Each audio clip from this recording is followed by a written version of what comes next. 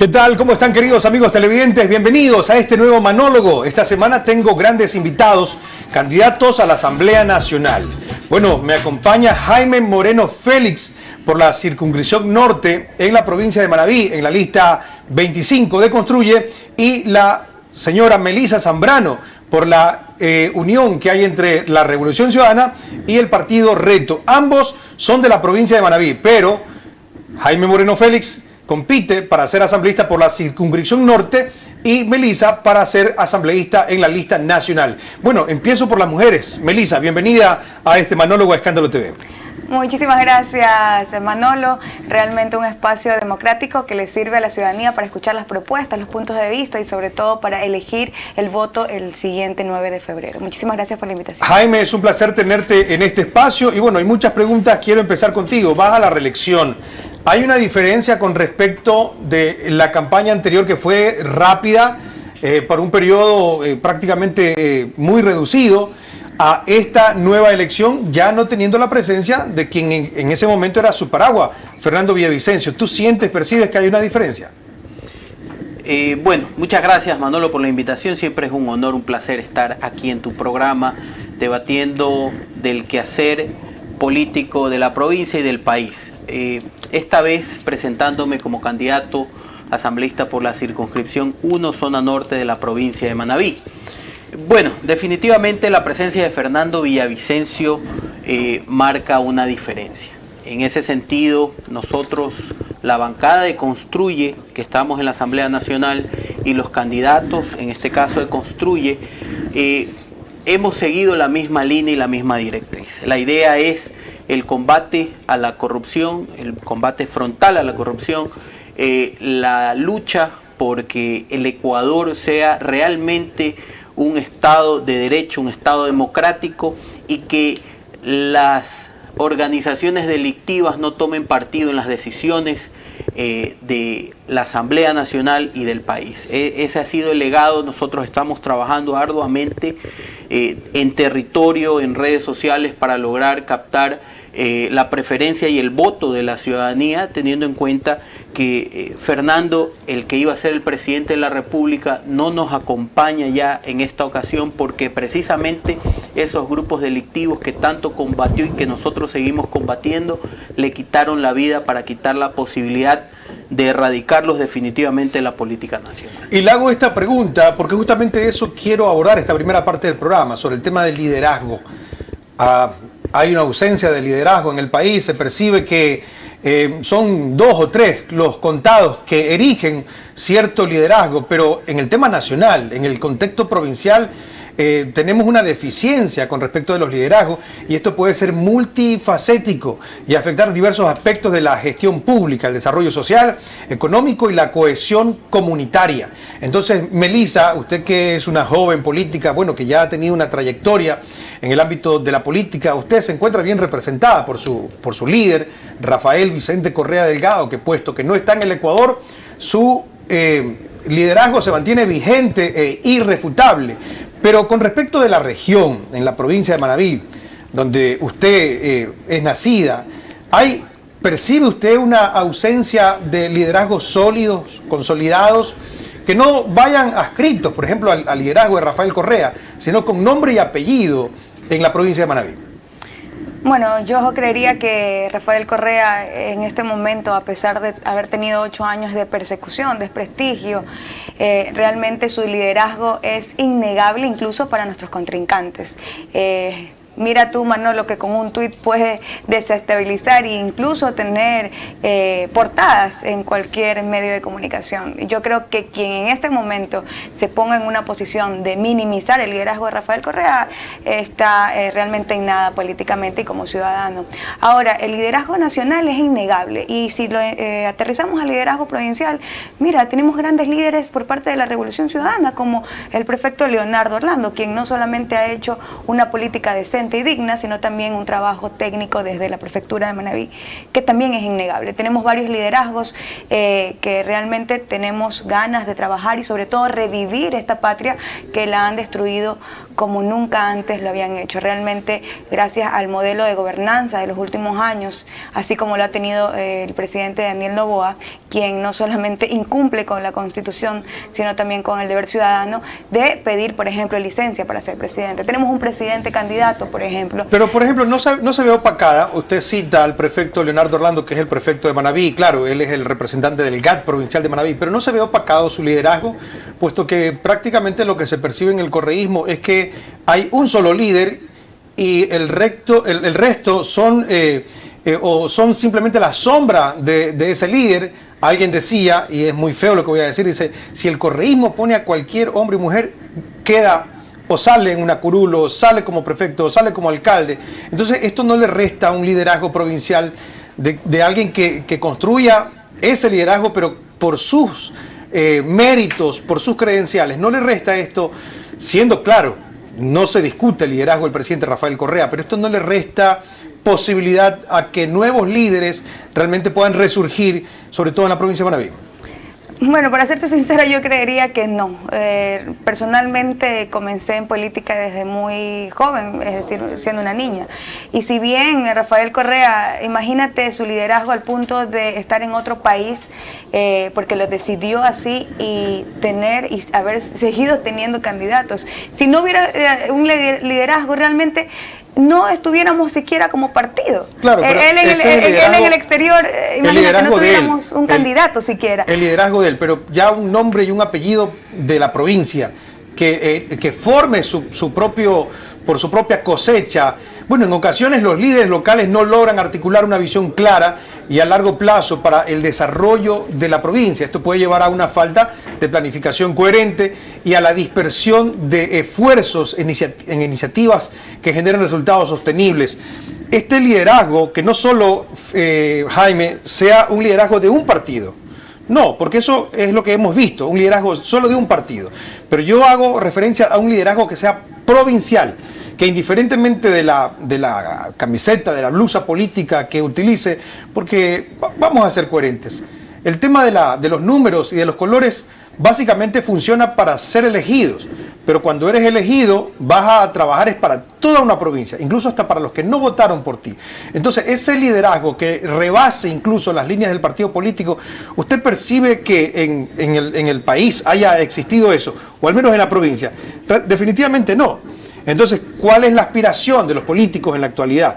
De tener un liderazgo que solo se enmarque a lo que dice su color y su número, o un liderazgo que realmente conecte con la demanda de la comunidad. Mire, yo creo que el tema en la provincia, y ojo, no solo en la provincia, sino en el país, pasa por el quehacer político como tal. La política en la provincia, en el Ecuador, se ha ensuciado tanto que las personas buenas, las personas que tienen propuesta, que tienen posibilidades, que tienen ganas de servir a través de la política, no se atreven a ser candidatos. ¿Por qué? Porque todos tenemos atrás nuestro una familia que no va a querer ser mancillada por antojadizas acusaciones, por un lado.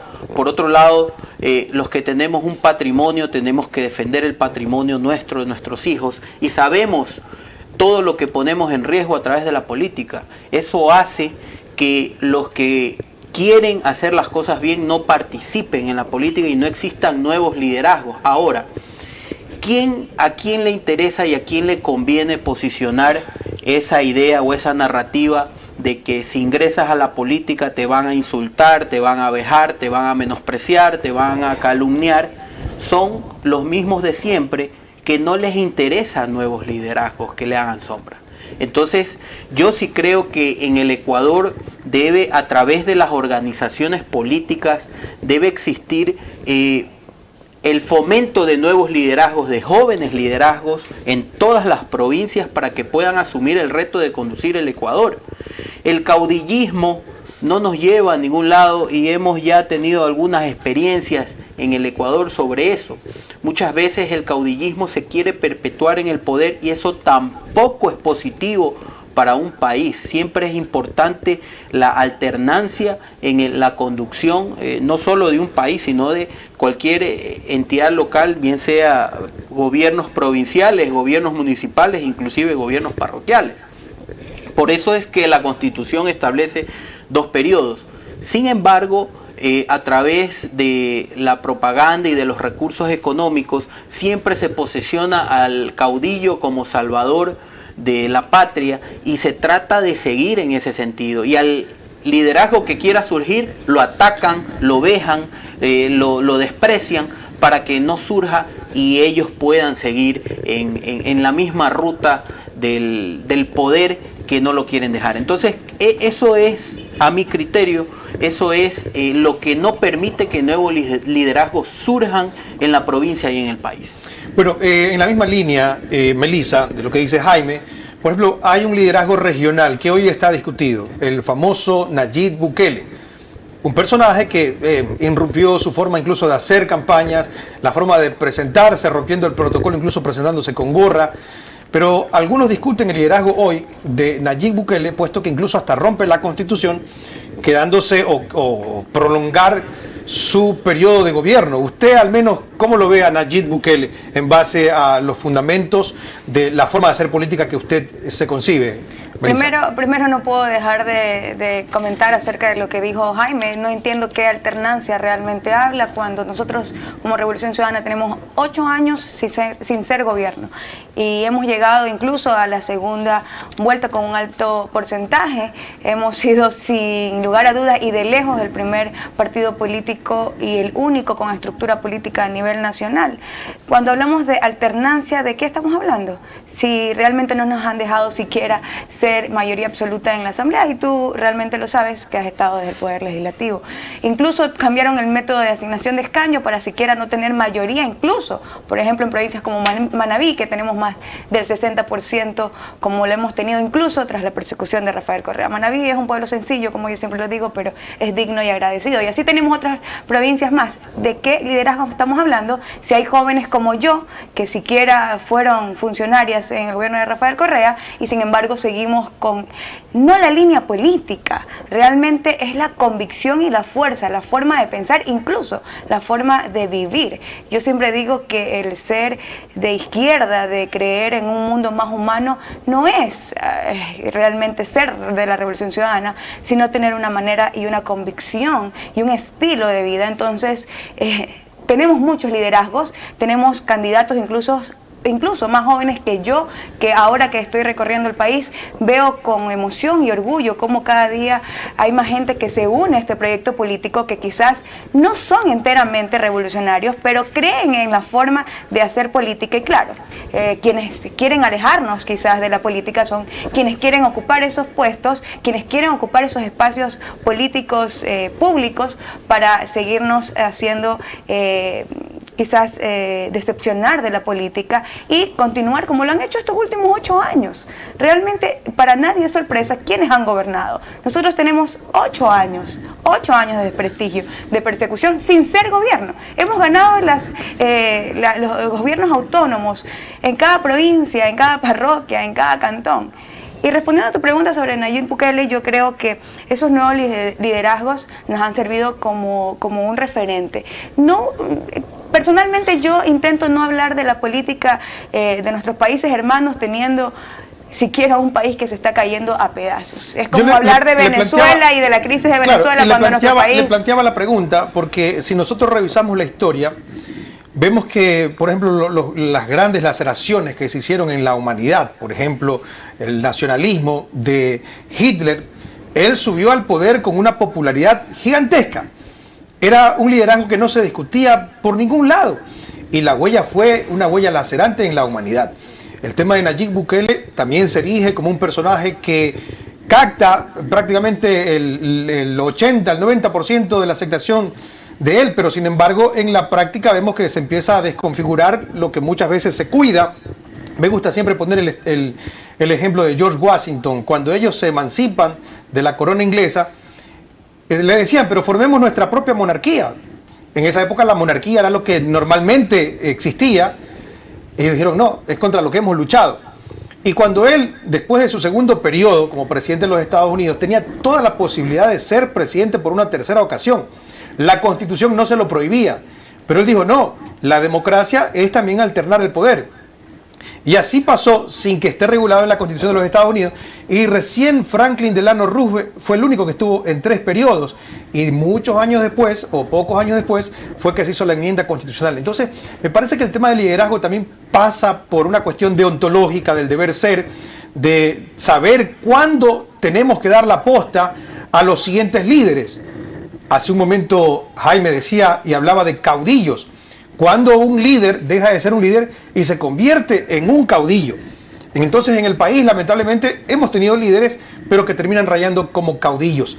La desconexión con la comunidad. Los líderes pueden no estar lo suficientemente conectados con las necesidades reales de las comunidades locales. La falta de comunicación directa y de participación ciudadana puede resultar en decisiones que no reflejen las prioridades o expectativas de la población. ¿Ustedes creen que Luisa González puede ser esa lideresa que el país necesita? Bueno, yo creo y me declaro totalmente demócrata. Finalmente la ciudadanía tiene en sus manos escuchar estos espacios democráticos y elegir su voto. Aquí nadie, ningún líder provincial de los que nosotros hemos elegido a través de las urnas ha sido un caudillo que se ha impuesto a través de una dictadura. Comenzando por ahí, Manolo, hablas de caudillos, hablas de perpetuarse en el poder, pero finalmente nuestra Constitución, más allá de las leyes, nuestra moral, ojo que no nos permite imponer a una autoridad. Melissa, ojo, no estoy hablando yo de X o de Y personas, estoy hablando en el contexto mundial, lo que ocurre, el liderazgo y lo que ocurre en el Ecuador. Bueno, precisando en nuestro país, sí. Entonces no podríamos hablar de caudillos que se imponen en el poder, comenzando por Rafael Correa, quien eligió no ser reelecto, incluso decidió irse del país y continuar con su vida personal y dejar a su representante. En un país democrático es las urnas quienes eligen a sus representantes. Incluso elegimos en su momento a Moreno equivocado, por supuesto. Pero hemos sido tan demócratas que hemos aceptado, incluso en primera instancia, brindamos el apoyo total y absoluto a Daniel Noboa. Y eso le consta a la ciudadanía y es de público conocimiento como nosotros como Revolución Ciudadana incluso dimos nuestra mano de ayuda por gobernabilidad a través del Poder Legislativo. ¿Por qué entonces decir ahora que nosotros nos imponemos en el poder cuando tenemos 8 años sin ser gobierno? Hemos tenido, si no fuera por la asignación de método de escaño, tuviéramos mayoría absoluta, incluso somos el bloque más grande legislativo y seguro, y ustedes están conscientes que va a continuar siendo, porque finalmente nosotros creemos en el poder, en la gente, de brindarles nuestras propuestas y que sean ellos, a través de las urnas, quien decidan quién gobierna nuestro país. Así que, claro, por supuesto que nos interesa la integración regional como países hermanos, pero basados precisamente en Ecuador, ¿qué más democracia puede haber de quien en las urnas elige a sus gobernantes? Muy bien, Jaime Moreno Félix, lo invitamos justamente por la carrera política como concejal en el Cantón Bolívar, asambleísta con la lista 25 del Partido Construye. Va él nuevamente a participar. Claro, no va a la reelección porque terminó un periodo que ya había empezado, pero usted, ¿cómo trata de forjar su liderazgo? ¿Bajo qué base intenta forjar su liderazgo en la zona norte de la provincia de Manabí? Definitivamente bajo la base del servicio al pueblo.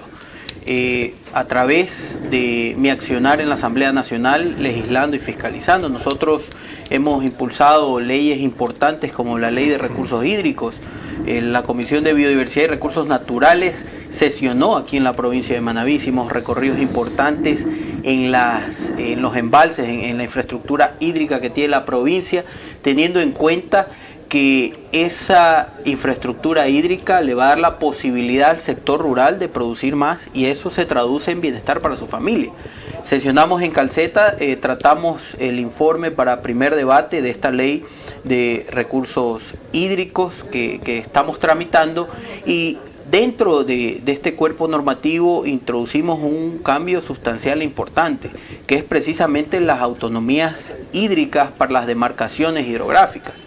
Autonomías que en este momento no tenemos, teniendo en cuenta que la EPA, la Empresa Pública del Agua, está centralizada en la ciudad de Guayaquil y los pocos técnicos o el poco personal que tiene, en este caso en la provincia de Manabí, a cargo de los embalses, no puede tomar decisiones. En ese sentido, estamos creando un nuevo órgano desconcentrado para que las demarcaciones hidrográficas tengan autonomía administrativa, financiera, técnica, operativa, y puedan tomar sus propias decisiones en beneficio de los territorios. Le voy a dar un ejemplo. Poza Honda tiene problemas de lechuguines, las demás represas también, pero el caso específico de Poza Honda, no se ha limpiado los lechuguines alrededor de 2-3 años. ¿Qué implica eso para los amigos de las comunidades que viven del otro lado de la represa? Implica no poder salir en el invierno. Ahora ya están las lluvias y los caminos que van hacia esas comunidades, a pesar de que la represa Poza Honda tiene más de 50 años, son caminos aún veraneros. O sea, la prefectura de Manabí, y no hablo del prefecto actual, que a pesar de que no hable de él, también tiene parte de responsabilidad. A lo largo de los años la prefectura tiene esa deuda latente de dotar a esas comunidades de las vías permanentes para que puedan transitar. Entonces en invierno la única vía por la cual pueden salir de sus comunidades llevando sus productos agrícolas a los centros de comercialización y comprando también productos de primera necesidad es a través del embalse. Pero si tiene lechuguines, ¿cómo sale? O sea, son realidades que tenemos más de 50 años viviéndola y que lastimosamente no se han podido solucionar. Ahora, dentro de este cuerpo normativo planteamos la posibilidad de solución, pero es necesario también que los organismos, en este caso los gobiernos provinciales, pongan de su parte y atiendan a esa ciudadanía que ha venido desatendida durante décadas. O sea, perfecto. No es un problema actual, es un problema de décadas. Entonces estamos planteando soluciones. Su motivación ha sido la necesidad concurrente de su sector. Bueno, invitamos a Melissa justamente porque también es una joven. Ella, la ciudad de Puerto Viejo, la provincia de Manabí, la conoce, que es una joven de la nueva cosecha de la política. Muchos se sienten bien representados por Melissa. Es tanto cierto lo que digo, que incluso está en una lista nacional de un partido muy importante en el país. Entonces, ¿cuál es su motivación, Melissa, con respecto de entrar a la arena política y no solo ser un espectador, sino ahora ser un actor a través del seno de la democracia, que es la Asamblea Nacional? Bueno, y Manolo, yo soy un claro ejemplo de que los liderazgos también surgen desde territorio y, ¿por qué no?, desde la capital manabita, Puerto Viejo. Si bien yo siempre me he identificado con los proyectos de izquierda, yo creo mucho en la sensibilidad en la política y créeme que me siento en compromiso ahora más que nunca al ver un país destruido, unos niños sin esperanza.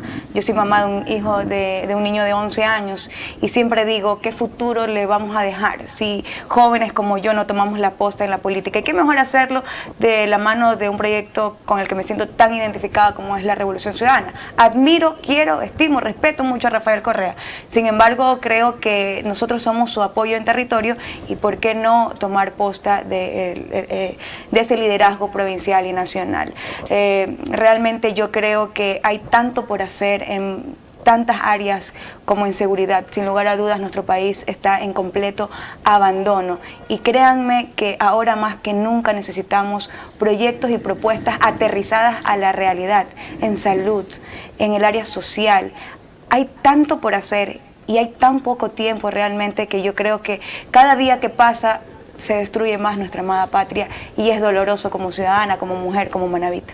Bueno, le planteo la misma pregunta ahora provincial, porque Jaime nos decía que hay muchas necesidades insatisfechas y él acusa que los gobiernos seccionales no están atendiendo como debería de ser. Entonces, ¿usted se siente que en el contexto nacional hay un abandono? En el contexto provincial, ¿cómo se siente? Bueno, también, como lo manifesté, existen deudas de décadas en cuanto a la atención del sector rural de la provincia de Manabí. Ahora, yo sí creo que vale la pena precisar algo. En el tema de seguridad, la seguridad hay que tratarla integralmente. ¿Cómo? Nosotros podemos traer, y discúlpenme los jocosos, a Rambo, a Terminator y a Robocop para que ataque a los grupos de delincuencia organizados.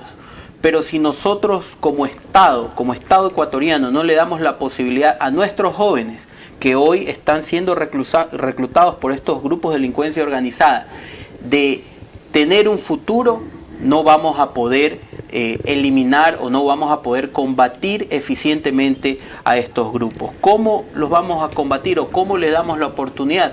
Obviamente a través primero del estudio y luego a través de una posibilidad de empleo, pero para eso hay que repotenciar la empresa privada, quien puede generar ese empleo, quien puede dinamizar la economía nuestra, la economía de la provincia, la economía del país, es la empresa privada. Hoy por hoy, lastimosamente, cada vez es más complicado hacer empresa en el Ecuador. Los tributos y las trabas son bastante complejas de subsanar.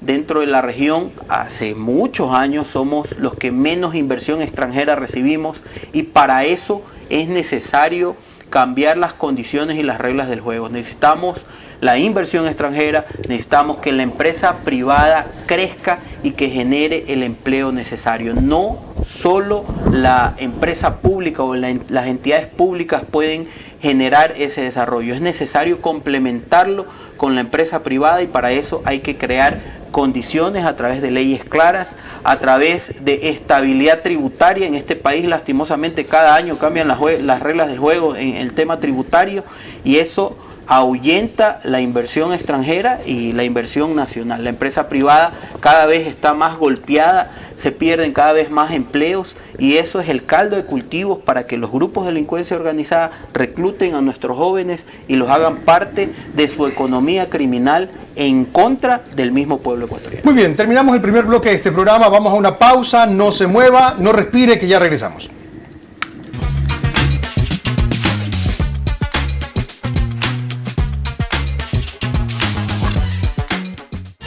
Inicio de espacio publicitario. Fin de espacio publicitario. Estás en Escándalo TV.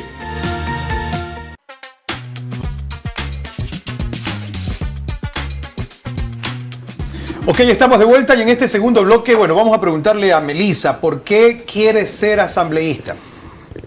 Bueno, realmente respondiendo, y sí es importante ir retomando quizás temas que se quedan en el aire antes de la pausa.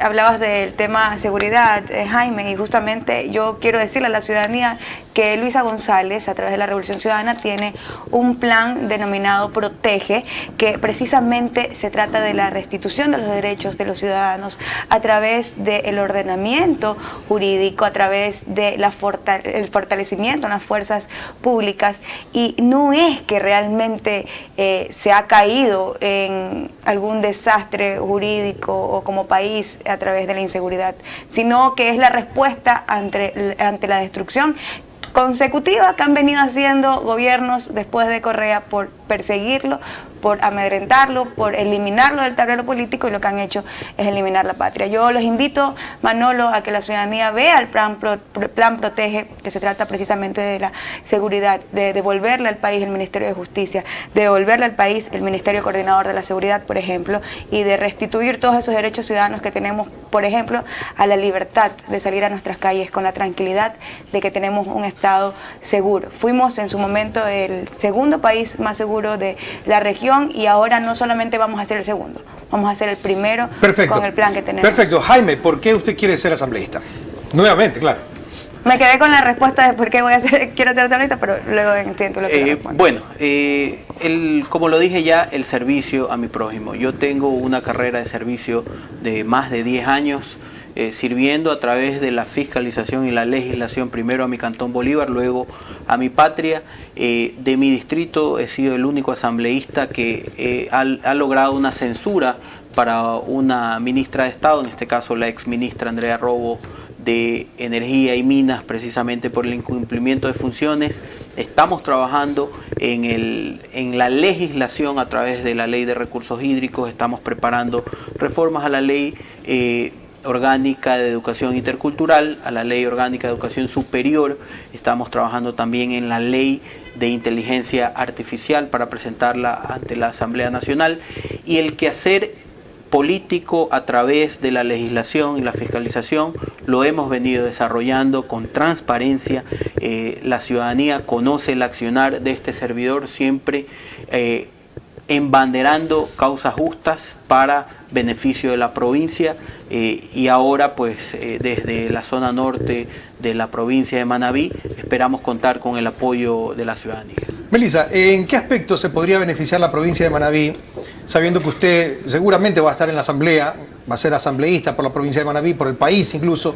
¿En qué leyes usted ha identificado que la provincia de Manabí podía llevar a la asamblea para darle oportunidad a los grupos que han tenido menos oportunidades en la provincia de Manabí?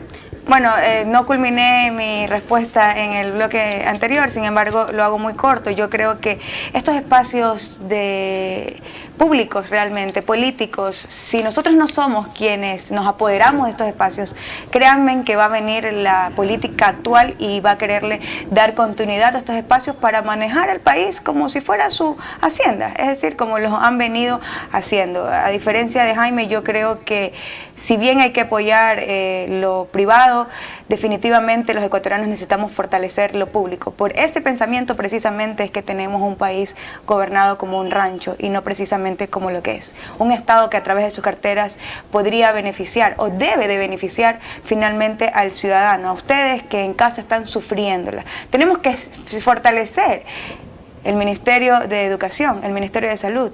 Tenemos que fortalecer la seguridad. Tenemos que hacer obras y que si bien podemos reforzarla a través del legislativo, sin un poder ejecutivo no podremos hacerlo. Seguiremos exhortando al presidente que cierra los ojos y simplemente no hace caso a un poder legislativo como es la asamblea. Necesitamos no solamente tener asambleístas, sino también tener un gobierno sensible ante las necesidades de la gente. Si bien lo privado beneficia a unos cuantos, sí, pero cada día aumenta el porcentaje de pobreza del país. ¿Y a quiénes necesitan realmente ellos? Necesitan al gobierno, necesitan a los ministros, necesitan a los asambleístas, necesitan a las autoridades seccionales. Somos nosotros quienes le hemos apostado a lo político y a lo público, quienes tenemos la obligación legal y moral de que la ciudadanía se beneficie a través de leyes, a través de obras, a través de políticas públicas. Tenemos que fortalecer lo público, porque si no, créanme que seguiremos teniendo un país inseguro, donde el beneficio se las da a las empresas privadas de seguridad. Entre más aumenta la inseguridad, ¿quiénes se benefician? La empresa privada. Si bien hay empresarios decentes, por ejemplo, en nuestra lista nacional tenemos a Raúl Chávez, un empresario que realmente yo personalmente, más allá de la política, me le quito el sombrero y admiración total. Tenemos empresarios decentes, pero también tenemos otros que les conviene que el país esté como está para beneficiarse y finalmente la gente no llega a tener una vida digna como debe ser. Jaime, me quedo con lo último que dijo Melissa, que la inseguridad le beneficia al sector empresarial. ¿Usted cree que eso realmente ocurre en el país? Definitivamente no. La inseguridad hace que el sector empresarial no pueda producir más. Y para ejemplo, los problemas que hay en las carreteras logísticos de asaltos constantes encarece la transportación de los productos porque necesitan resguardo de empresas de seguridad privadas, y en ese sentido al final del día quien paga los platos rotos es el consumidor, porque esos costos tienen que ser trasladados hacia el consumidor final, que somos todos nosotros. Ahora, si no existiera la empresa privada, ¿de dónde sacaría el Estado ecuatoriano el dinero para obras? A través de los tributos es que se saca el dinero para obras y se puede impulsar la economía pública. Necesitamos impulsar la economía privada para luego poder impulsar la economía pública y tener un Estado robusto con los recursos necesarios para invertir en educación, en salud y en todo lo que se necesite invertir. Y también quitarle la posibilidad a los grupos de delincuencia organizada de que sigan reclutando a nuestros jóvenes. Es lo que está pasando porque no tienen oportunidades. No todos podemos trabajar en el sector público. En el sector privado sí hay oportunidad para que la mayor parte de la población económicamente activa pueda trabajar, pueda ganar el sustento para sus familias y así alejarlos de los grupos de delincuencia organizados y debilitar estas estructuras que están definitivamente infiltradas en nuestra fuerza pública, en nuestras instituciones, y debemos sacarlas y erradicarlas. Bueno, hay una diferencia en el tema de la tributación, Melissa. Grupos poderosos que terminan siendo beneficiarios de concesiones por parte del Estado para evitar que ellos paguen impuestos. Pero esto no solo ha sido de un gobierno. Si revisamos la historia del Ecuador, muchos gobiernos han practicado esto, dando incluso hasta 3.000, 4.000 millones de dólares en deuda, en un país que en los últimos 15 años hemos tenido déficit de entre 2.000 a 5.000 dólares en déficit para completar la brecha que hay en la proforma presupuestaria del Estado. ¿Usted cree que en el tema de tributos realmente el país ha sido transparente o desde la Asamblea necesitamos ponerle cascabel al gato? Si bien, Manolo, necesitamos a lo privado, por supuesto que lo necesitamos, pero a través de una redistribución justa y equitativa de los recursos. No puede ser que tengamos de presidente al mayor deudor del Servicio de Rentas Internas. No puede ser que se condone deudas a quienes más lo tienen. No puede ser que sea el ciudadano de a pie quien se endeude hasta el cuello por pagar un IVA al 15%.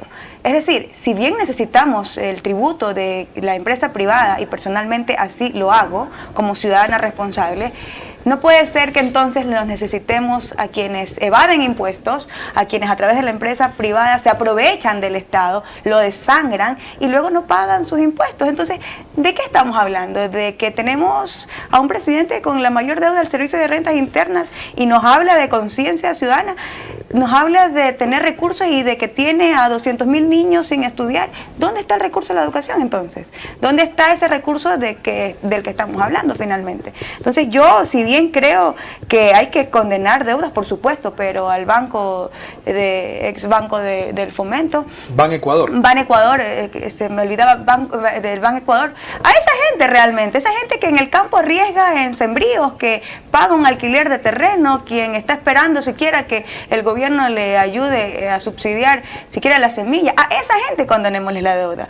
Pero ¿de qué empresarios estamos hablando? Por supuesto que vamos a creer y seguimos creyendo. De hecho, hemos tenido reuniones con la empresa pública porque los necesitamos, porque el Estado y el gobierno necesita a los empresarios, por empresarios decentes, empresarios que saben que pagando sus impuestos van a redistribuir este recurso de manera justa y equitativa, pero no quien adeuda y todavía nos habla de moral en el pago de los impuestos. Entonces, ¿quiénes están actualmente, ciudadanos, ustedes que nos ven? ¿Quiénes están finalmente poniendo el hombro al país?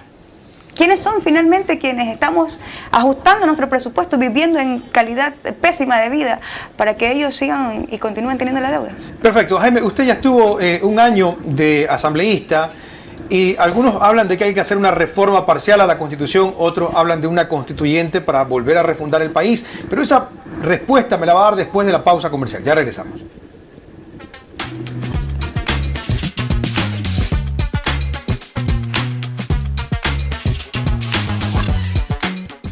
Inicio de espacio publicitario. Estás en Escándalo TV.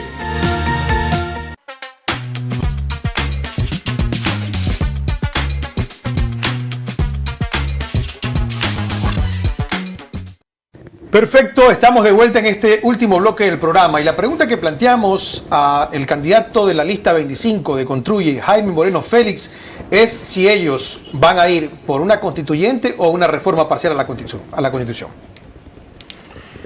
Yo creo que habrá que preguntarse algo. ¿Cuántas veces una nueva constitución o una asamblea constituyente ha solucionado los problemas del país?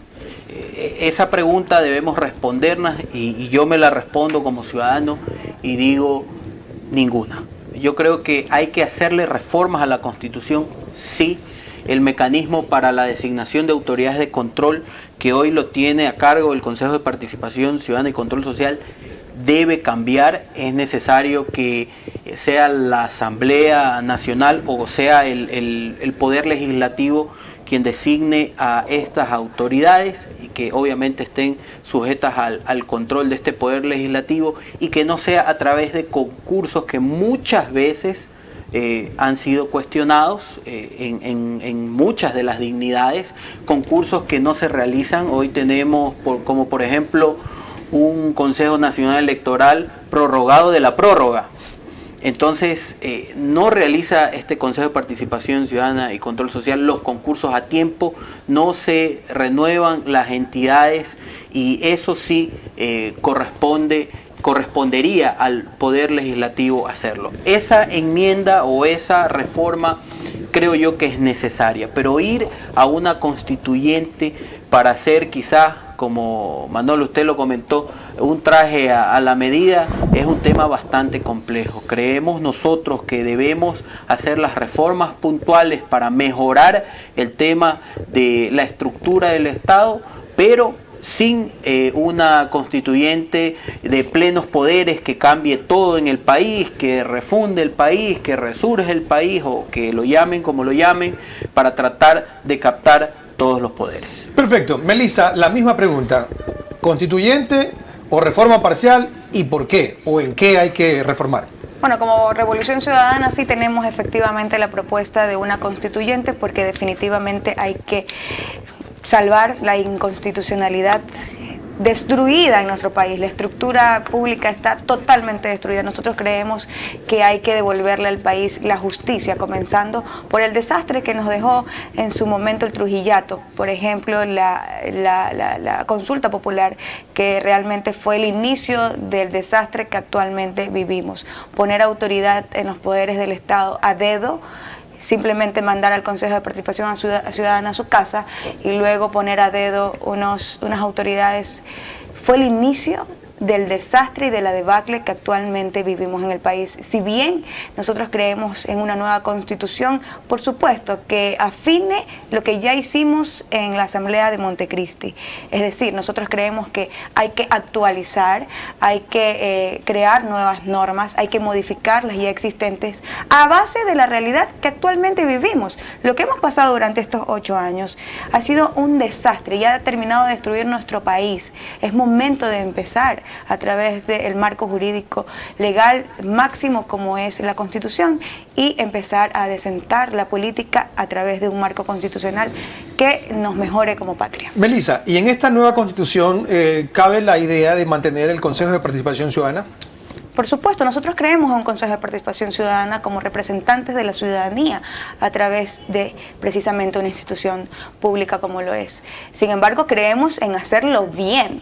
No tener, por ejemplo, autoridades como la fiscal Diana Salazar, que fue puesta ahí con un fin que fue perseguir al correísmo, destruirlo, y sin embargo lo ha hecho, pero nosotros seguimos fortalecidos. Creemos también en una Contraloría fortalecida, pero estas autoridades también deben de ser puestas a través de un Consejo de Participación Ciudadana que cumpla con su rol, que es velar por el bienestar de la ciudadanía y, por supuesto, tener una representatividad del pueblo en el Consejo de Participación Ciudadana.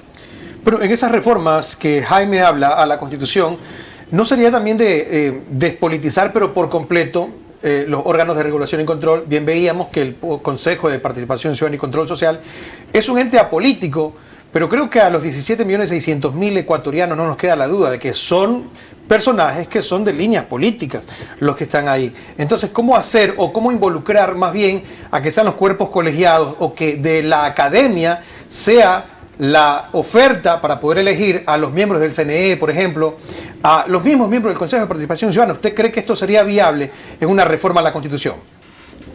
¿La respuesta es mía o de Jaime? Jaime. Bien.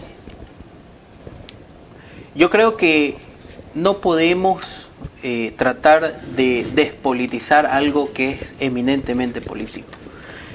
Podemos tratar de buscar el mecanismo ideal para que la política no entre en estos temas, pero va a ser infructuoso. Hemos visto a través de los años cómo se ha hecho político el tema, indiscutiblemente político, como usted lo dijo, Manolo, a nadie le queda la duda de que es un tema político. Y si es político, es mejor tratarlo como político. Debería, creo yo, el Poder Legislativo designar a estas autoridades de control. O sea, como era antes. Como era antes, y obviamente estén sujetos a este control político, porque no podemos nosotros tapar el sol con un dedo. Es necesario más bien sincerarnos y si es un tema político tratarlo como tal. El Consejo de Participación Ciudadana desde sus inicios ha mostrado claras claras estructuras políticas que responden a organizaciones políticas y el resultado ha sido ese. Siempre los designados han tenido una afiliación política, una afinidad política y han respondido a ella. Ahora ya le correspondería o a través de la reforma que se plantea, le correspondería al legislativo, a través de sus fuerzas políticas, designar a estas autoridades de control y obviamente que estén sujetas al control político como corresponde. Melissa, bueno, uno de los gigantes más grandes que el país no ha logrado vencer en estos 204 años de república es justamente la corrupción. Desde su yo interno, de lo profundo de su alma y su anhelo de servir al país, bueno, ¿cuáles son esos elementos que debemos de cuidar para no caer en esto que ha manchado absolutamente todo, la corrupción? Finalmente, yo creo que hay que adecentar la política, es decir, jóvenes como yo, quizás otros que temen en meterse en política, tiene que ser esa nueva era. Pero esa nueva era basados no en la nueva política, entre comillas, de la que habla Noboa, que finalmente actúa no solamente como la vieja política, sino como la más nauseabunda política que tuvimos a lo largo de la historia. Y mira que no toda la he vivido yo, sin embargo debemos de conocer de historia para no repetirla. Finalmente también creo que hay que cuidar el recurso público. Hay que tener conciencia que finalmente esos recursos que a través del Estado se distribuyen de forma justa y equitativa, donde se llega al ciudadano, son recursos que va a beneficiar a la ciudadanía, que puede salvar la vida de un niño, que puede salvar la vida de un adulto mayor, de una mujer embarazada, que estamos hablando del presente y el futuro de la patria, Manolo, cuando los ciudadanos tengamos conciencia que robarle $1 al Estado significa quitarle la oportunidad a un niño de desayunar, almorzar y merendar. Estamos hablando de que un niño se enferma y por falta de recursos que inhumanamente se los llevan o simplemente no los aplican en el servicio público. Estamos hablando de que un niño no es atendido en un hospital.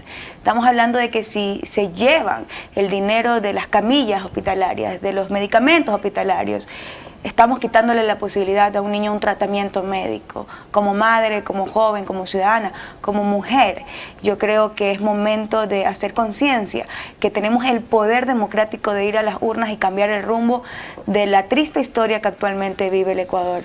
No solamente hay que luchar contra la corrupción, hay que luchar porque la ciudadanía entienda que el poder es ciudadano y que está en nuestras manos elegir a nuestros gobernantes. Tenemos la posibilidad de darle continuidad a 8 años de inhumanidad, a 8 años realmente tristes en nuestra historia y al 1 año y medio de un presidente que no ha hecho absolutamente nada, que ha sido una muestra de que es un inepto, es una muestra de que no está listo para gobernar. Y nosotros, por su parte, tenemos a la Revolución Ciudadana como una alternativa con propuestas claras, de las que ustedes pueden ir a las redes sociales, pueden ir a las páginas web y analizar la propuesta que nosotros tenemos como partido político, pero que además lo tenemos desde el lado humano. Personalmente yo creo que es la mejor propuesta, que tenemos un proyecto que ya lo hicimos y que ahora con rostros nuevos y jóvenes como el mío podemos hacerlo aún mejor. Ya no solamente seremos uno de los países que vende energía, que vende productos, que vende producción nacional, sino que ahora seremos líderes a nivel suramericano y mundial. ¿Por qué no?